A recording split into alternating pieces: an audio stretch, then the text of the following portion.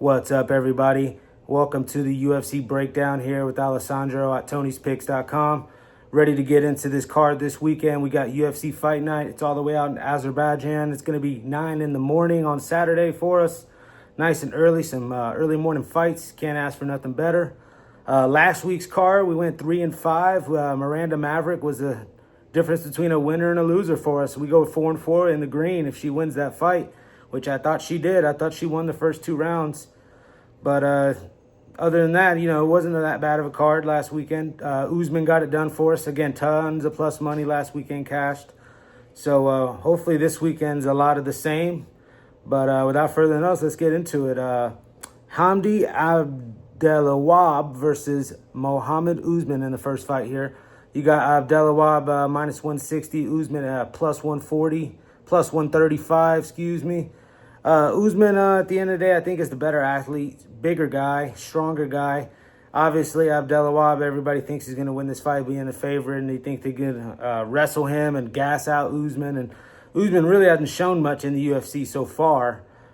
But with his brother pulling out an upset last weekend, and now he's fighting this weekend, I just got a feeling, man. I just got a feeling. He goes out there and gets it done and gives Hamdy his first loss in his career. He does have the experience on his side. Some props here in this fight. What? Usman by decision at plus 270, something I'm looking at. Yeah, my first fight of the night, I'm going to lean the dog there with Usman. On to the next one, we got Tagir Ulanbekov versus Azat Maksum. Ulanbekov's always been kind of this highly touted guy out of Russia and one of those Dagestani guys training with Khabib and Islam and all those guys. So you see the minus 525 line, and that's immediately where I start to look. I just know he would never lose to Charles Johnson. That's somebody that Maksum just fought and lost to last fight out. So, yeah, clearly I'm looking at Tagir Ulanbekov, but with the minus 525 line, I'm looking at the decision maybe minus 135, or maybe try to touch him in the second or third round. You got plus 650 and plus 900 there. You're asking, Maksum to get out of the first round for you, obviously, but I think you'll come up maybe attacking this fight this way. Best bet would just be to him win by a decision and just outclass him. All right, on to the next fight. We'll get through this one real quick. Irina Alekseeva versus Klaudia Syguła. Not a fight I'm going to be really interested in. I'll probably be starting up the chicken wings and checking on those at this point. It's going to be dog or pass for me in this fight. It's definitely a 1-800 type of fight if you bet on this. On to the next. Mullins versus Daria Zhelezniakova. Some long Z name, and I can go on about her, but I'm not going to because, again, this is another chicken wing fight. We're going to be marinating the wings at this point. Barbecue and maybe some buffalo wings. And I'm excited for that this weekend. Tons of food's going to be cooked up. We're going to watch some sports this weekend. I'm super pumped. Whatever. We'll get on to the next fight. In that fight there with the Melissa versus Daria, see, I got all distracted thinking about my food. Give me Melissa there just to win by decision. To win inside the distance. I just think she outclasses her. She's minus 260, so let's try to get rid of that minus 260 juice and just take her to win inside the distance. Maybe by knockout TKO. So on to the next fight, though. We got JunYong Park versus Ismail Naurdiev. JunYong Park, man, the Iron Turtle, somebody I always like betting on. He's always sitting around this minus 160, minus 190 price. Not a lot of action you can get on him. But I have cashed a couple times on those knockout props with him. He's an exciting fighter to watch, man. He's going to come forward. He does have a bad matchup here. I'll put it that way because, this Naurdiev guy is not really known. One of these unknown guys from over there in Russia area. And now he's fighting a JunYong Park who should be fighting top 15 caliber guys at this point. He's 8-2 in the UFC.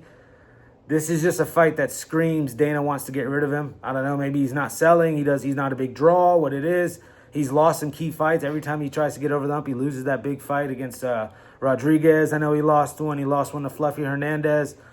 But I'm leaning JunYong Park still to get it done. The decision prop for him is plus 150. I'll take JunYong Park here in that fight. All right, on to the next. We got Oban Elliott versus Seokhyeon. Oban Elliott, the minus 500 favorite here. I'm looking there. This is Dana's boy, obviously.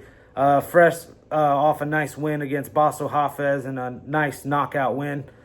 It's clear, though, that Dana's picking opponents for him and kind of giving him that Ian Gary type, Paddy Pimblett type treatment and really letting him pick his fights. So you got to look Elliott's way. If you want to bet on him, maybe the decision, you got it even money.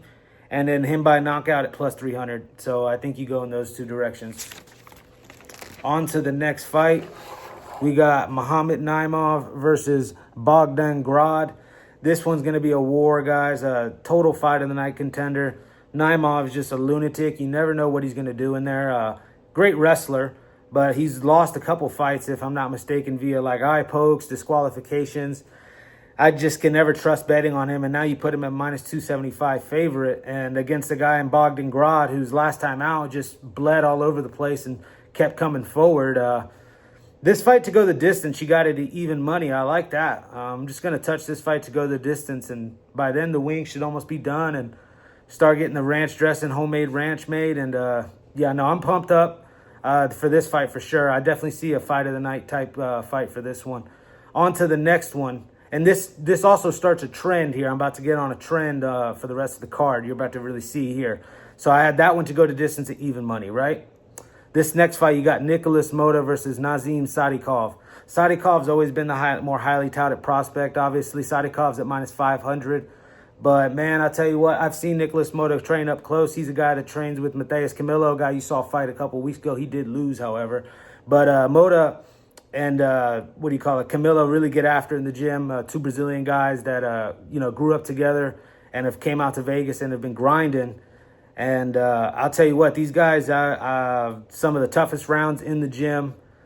You can call me a little bit of a homer here, but I'm going to lean Nikolas Motta at this plus 350 price. I just don't see how Sadykhov really gets the ground game going. That's where he's probably going to try to go. And if you want to sit and box with Nikolas Motta, Motta's good enough to keep it going on the feet. And then you start looking at the value that's on his side and that's on the side of this going to a decision. You got plus 200 for this fight to go to a decision. So if you don't like Motta, you like him to at least last, you got a plus 200 to go to decision. Sadykhov, if you like just Sadykhov to win by decision, you got plus 275.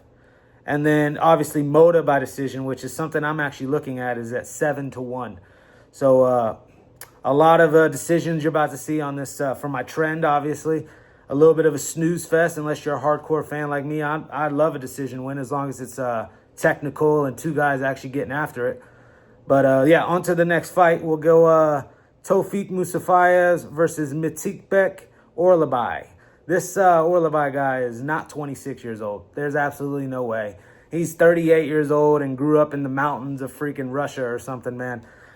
His last time out, it was an epic war against Rebecki. I thought he lost the fight. The judges gave him the decision. Musayev is a guy there from Azerbaijan, so he's fighting in his home country today, or in that fight card.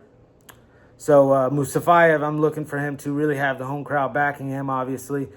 But Orlabai doesn't really care because he's going to be shooting a bunch of takedowns. Team Alpha Male, Uriah Faber training him. I know Uriah is going to have him wrestling.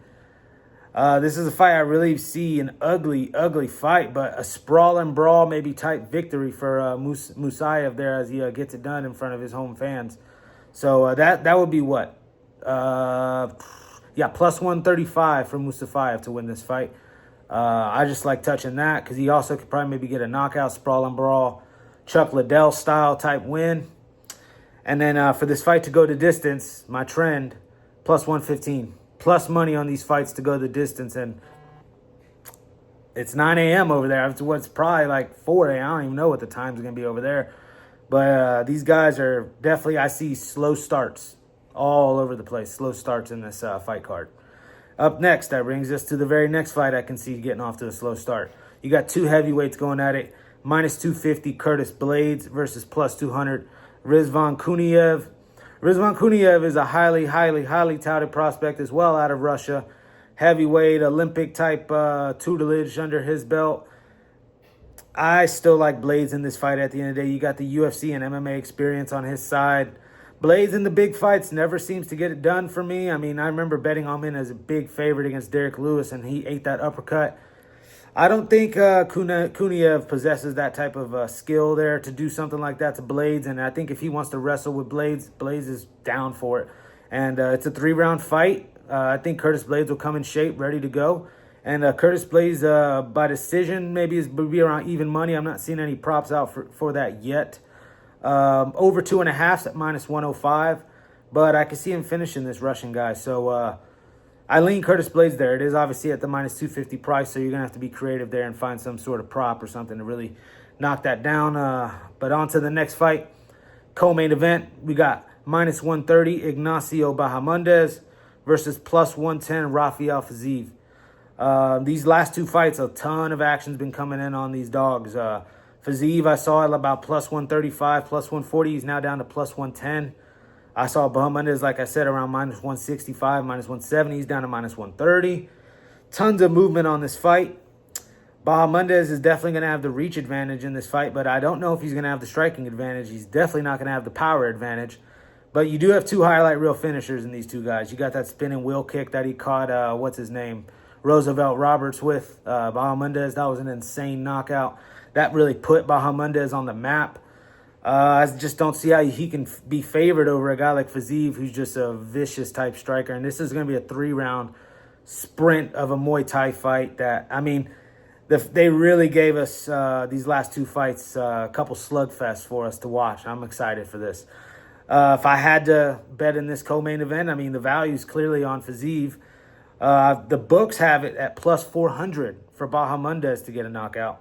And they only have it at plus 275 for Fiziev to get a knockout. I find that interesting considering Fiziev's the actual underdog in this fight. So something to think about. Something to think about for sure. But if you guys want an official pick in this fight, you're going to have to go check it out on the website because I'm going to have some heat this weekend for you guys.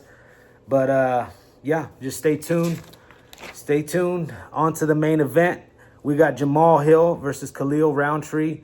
This fight is going to be a barn burner in my opinion. Not one takedown will be shot. I do think if Khalil wants to win this fight, he should take some chances with the wrestling and tying up Jamal Hill. Because I see Jamal Hill controlling the center of the octagon a lot with the long jab and the long two that he has. But as far as actual tools and weapons to win a fight, I actually think Rountree has the more tools and the more skills to win a fight. He's won a fight by many different ways. I mean, knee stops, chokes, obviously hands to the, knocking people out, kicks. I mean, he's got all sorts of tricks in his bag that he can unleash here on Jamal Hill. But I think Jamal Hill has got a little bit of grit in him, a little bit more grit in him than Rountree. I know Rountree went longer with Pereira. Everybody's made a big deal about that this week. But in a slugfest, actually, I would trust a Jamal Hill 1-2 sometimes over Khalil, because just of the range really is what I struggle getting there with Khalil Rountree in this fight, because I do see the range giving Khalil Rountree some fits. But I also see a way for Rountree to win this fight is chopping those legs. Chopping those legs and getting, Jamal Hill hesitant on planting on that lead leg to throw those jabs. If he can get that lead leg swollen up by the second, third round, this is a 5-round fight, you would lean Rountree. But to go the distance, this fight, you got plus 270. Tons of value on that. I definitely could see this going 5 rounds, an absolute slugfest. But like I said, if you guys want to pick in this one, you're going to have to go check it out on the website. You guys already know I'm going to have some heat, like I said, for you guys on this card here. I'm super excited for this weekend. Like I said, I'm going to have the chicken wings going. I might pull out the pulled pork. I mean, guys, this is going to be a good old Southern cookout out here in Vegas and watching some fights. Can't ask for anything better, guys. But yeah, man. Got a ton of stuff that I'm going to have on the website for you guys to buy this weekend. Maybe this is the weekend to hop on something 3 days. We're going to have Game 7 probably coming up as I'm seeing the Pacers are up huge right now. So we're going to have NBA Finals to touch this weekend. MLB baseball, we're in the dog days of summer, they say, but we're about to start betting on those dogs in the dog days and really start cashing some of these tickets. And obviously we got that pay-per-view next weekend. So tons of stuff going on, and I'm ready to make you guys some money, and myself, you already know. So hop on something long-term, short-term, you already know. Peace.